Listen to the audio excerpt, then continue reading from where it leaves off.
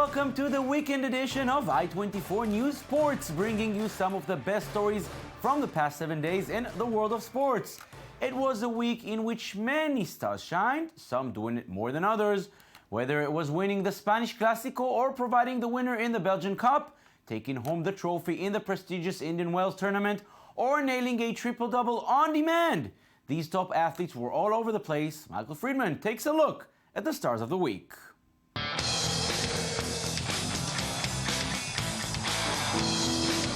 There were many big performances this week in sports, and we witnessed 4 remarkable athletes show off their abilities. So who's your favorite athlete of the week? Luis Suarez, Lior Rafaelov, Novak Djokovic, or Russell Westbrook? Starting in football, the Clásico is viewed as one of the biggest matches of the season in Spain. Luis Suarez would be the influential man of the game as he scored a stunning goal beating keeper Iker Casillas to win 2-1. It was all celebrations for Suarez and the Barca side as they went ahead of Real Madrid by 4 points in the table. With more football, the Belgian Cup final showcased Club Brugge against Anderlecht. The star of the match was Israeli Lior Rafaelov. The player had an amazing cross to set up the first goal early in the game to give his side the lead, but he went far better as he stepped up to provide the game winner in the second minute of extra time to win the trophy 2-1. The team celebrated their 11th Belgian Cup final. And moving to tennis, Novak Djokovic showed once again why he's the #1 player in the world. Good match, gentlemen. Thank you. The Serbian took on Roger Federer in the Indian Wells Masters final in a hard-fought match. The two rivals gave an entertaining performance, but Djokovic would win in the end, 6-3, 6-7, 6-2, after 2 hours and 17 minutes on the court. He was then crowned the king of the Californian desert for the 4th time in his career. And next, we have Russell Westbrook, who has been an inspiring player for his Oklahoma City team. The point guard has been on a roll with triple-doubles all season and led the Thunder to a big win over the #1 team in the East, the Atlanta Hawks. Rebound. This time it's Westbrook for 3. He's got it. Westbrook will be the go-to player if Oklahoma City hopes to make a run in the playoffs. Each of these athletes was impressive in their own sport, so pick your favorite athlete of the week.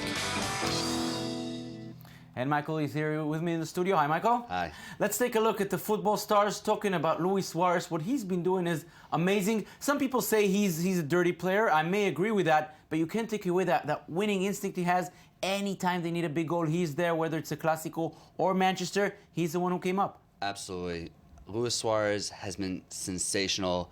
And with the media, he could have easily just rolled over. He had such controversy with how he did with the stomping with Uruguay, but he's coming together. He also has come into a team with Neymar and Messi, and there was a lot of criticism. How would he form with this amazing duo? And it took him some time because he was out with that suspension for a while. And he was out with the suspension, but he came in and he's been on perfect form. He's a world footballer. He's doing a phenomenal job. And what he's proven day in and day out is that he can be the best with the best teams. And absolutely stunning goal. It might not have been the best game of his career, but surely the most remarkable goal that he'll look back on. Yeah, absolutely. No doubt about that. Now let's turn to Lior Rafaelov, the Israeli striker. We spoke about what he did in the Belgian Cup final. This Saturday, he's facing, with the Israeli national team, he's facing Wales. Yep. You were there when Israel beat Bosnia a few months ago. Big excitement, new stadium, everything turns up. Yep. Can this Israeli team, with the excitement around, face Gareth Bale and company? Well, Lior is coming off of a high. Absolutely fantastic that he was able to be so inspiring for the Belgian Cup final. Israel will look to him as well to hopefully be the man to push them through. This is a very big game, very important. The fact that he can be the leader might be the difference maker. But like I said, when it came to Sami Ofer Stadium, the atmosphere, the fans at the last game were so passionate, and they're going to roll up again the same way. And the Wales, they're not such an easy matchup. It's going to be, there's a point separating the two, and it's going to be a very tight game between the two. And let's remember, Israel faces now Wales, then Belgium. It's been a very long time since Israel was in a position where they can actually go through. There's a lot of hope. People are believing. The fans are going in numbers. Everyone's passionate. Everyone's thinking that this could be their chance. But on the other hand, Wales, they've had a lot of disappointments, and they're looking at Gareth Bale as being the guy to get them through. But they're not only Gareth Bale. A lot of Premier League players on that team. Tons of talent. There's so many critical players that they have. It's going to be a battle for the ages, and the press for both the Wales and the Israeli teams both hoping that this will be an absolute climatic match. Giant match this coming Saturday in Haifa, Sami Ofer Stadium. You will be there again, Yes. bringing us the story. Michael Friedman, thank you very much. Thank you. Horseback archery may not be a very popular sport throughout the world, but there is one place where it is very common. One man has made this sport a national event in his native Hungary. Arrows in hand, feet in the stirrups. Lajos Kásholy never misses his target. The 54-year-old Hungarian holds 5 world records in horseback archery, a sport that requires a steady hand and a calm mind. In horseback archery, there are 2 important things, rhythm and balance, and maybe even something more important, to be able to focus on both the horse and on the target. Hungary tops the rankings in international competitions.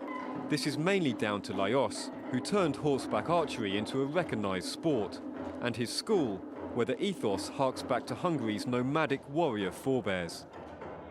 Students are taught to feel the horse's heartbeat and breathing, and to become one with it. Being a good archer, it takes a whole life, I think. And be a good rider also takes a lifetime. And if you mix these together, it's just a lifelong activity, I think. It's really, really good. Every month, the school opens its doors to visitors, many seeking a way to reconnect with their roots. For them, Lajos is not just a contemporary sporting hero, but a historical one. Megtanulta ő a történelmet, ami tényleg ez a He studied history, and history is a key element in horse riding and archery. And that's where he draws all his knowledge. It's a modern sport with a basis in history and tradition. Továbbra is a magja az a történelmi hagyomány. Students gather around their tribal chief in this replica traditional hut.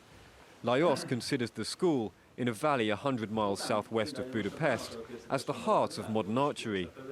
But he has also set up training centres around Europe, the US and Canada, spreading the sport and its way of life around the world. Azért jövök haza Kínából, hogy elmenjek Franciaországba. I've just returned from China, then I'm going to France to help set up a training centre, then South Africa, and again China.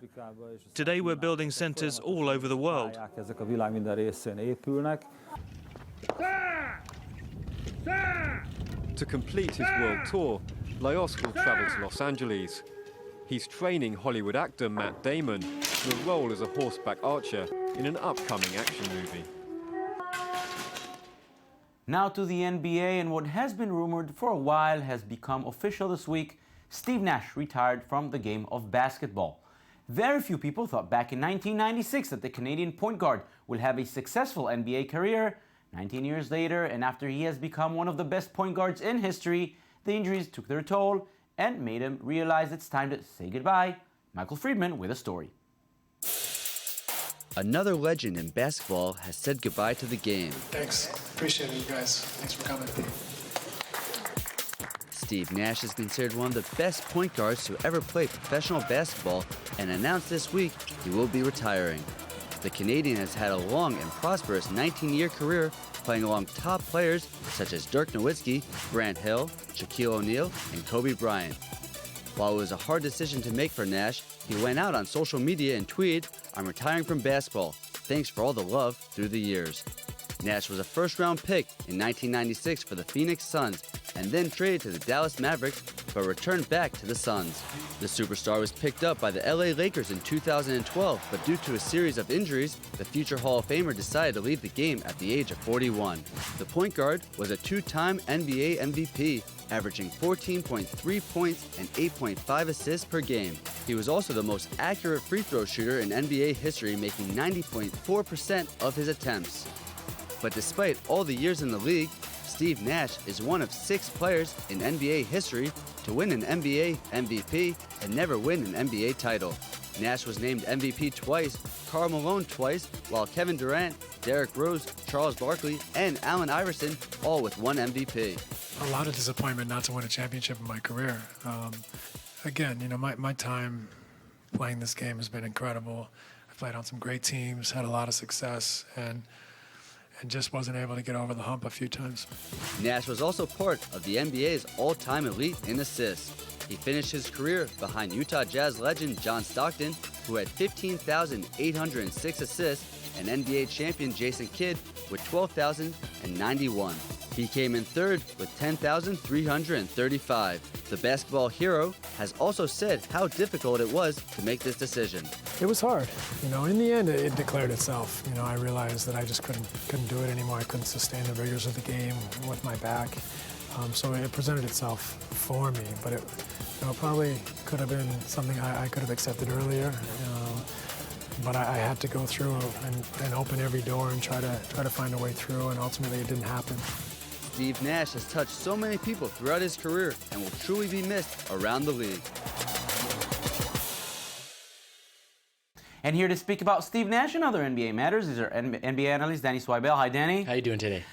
Fine, thank you for coming. We'll start with Steve Nash, obviously. We just saw him. This guy was impossible to guard because he's one of the best shooters in history. If you bring in a double team, triple team, he'll find the open guy because he's also one of the best passers in the history of this league. Oh, of course, and not only his agility and speed, but yeah, we see he's on the third-time all-time in assists for a reason because the guy was able to get it done and so flawlessly. People would not see it coming. Game in, game out, he just would make people look really bad. He led the league in assists 5 times. I mean, this guy, three-point shooter, free throw shooter, total assists per game. I mean, this guy has so many records, and it's obviously very sad for us when we talk about him that he did not win an NBA title, but he definitely revolutionized the game as a point guard. I mean, he can be considered one of the top behind guys, of course, like Magic Johnson or John Stockton, but he definitely changed the game, I would say, to a point guard dominated league, and the reverberations from that will be seen for many years to come. Now, you mentioned the fact that he did not win a championship. On the other hand, you just said it. We saw in your story. We compare him with people like John Stockton, like Karl Malone.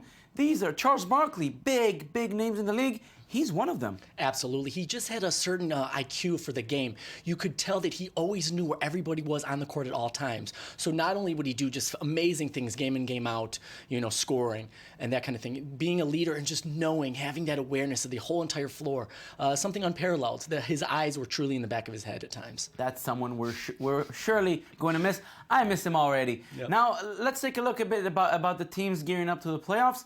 Let's take a look at the Spurs. I think they're old and tired. I thought the same last year. Guess what happened? They won the championship. I think this is a team no one will want to face once the playoffs begin. You can never rule the Spurs out because sometimes when they're shooting, they're on. Like last night with this huge victory, they were shooting well over 60%. It was ridiculous. And, you know, when a guy like Tony Parker is on, he is really on.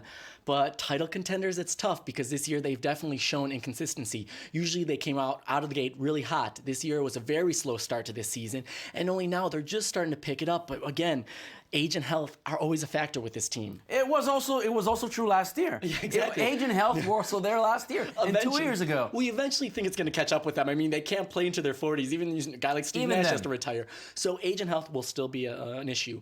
The bench, sometimes Ginobili is on, sometimes the bench, again, because of health, has been an issue. So also Patty Mills has not been the player he was last year. He started off a little slow. So we're waiting to see, can he step into the role he was last year? They're not road warriors either. At home, they have an astonishing record, 26-8 record at home.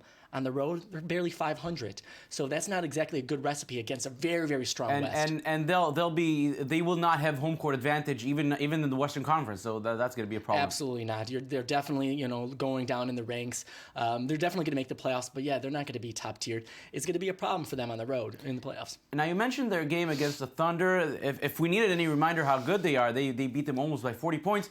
Now, no one in Oklahoma City said Kevin Durant will be out for the season, but they gave you that feeling. And then the question is, everything now goes to Russell Westbrook. As good as he is, as the triple-double guy as he may be, can he carry the team very far in the playoffs? It's a scary thing for one guy to have to do everything, because if he breaks, the Thunder are done. They break. With Serge Ibaka out, and now this kind of iffiness of when and if Durant will even return. I mean, obviously, Russell Westbrook, 32 points, 11 assists, over 9 rebounds in the previous 13 games. Amazing stats that are only ranked comparable to maybe an Oscar Robinson.